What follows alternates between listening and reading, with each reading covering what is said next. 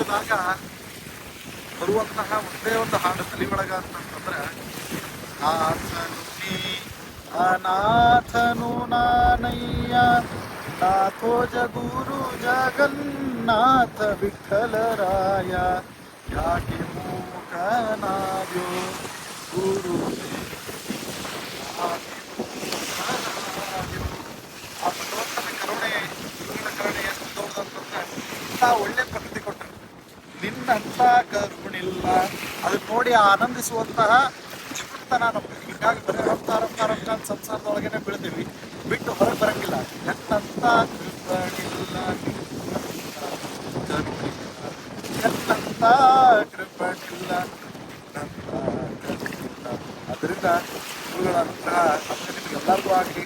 ಇಂತಹ ಪ್ರಕೃತಿ ಆ ಭಗವಂತ ಅಂತನ್ನುವಂತಹ ಮಹಾಗುರು ನಮಗೆ ದಯಪಾಲಿಸಂಗೆ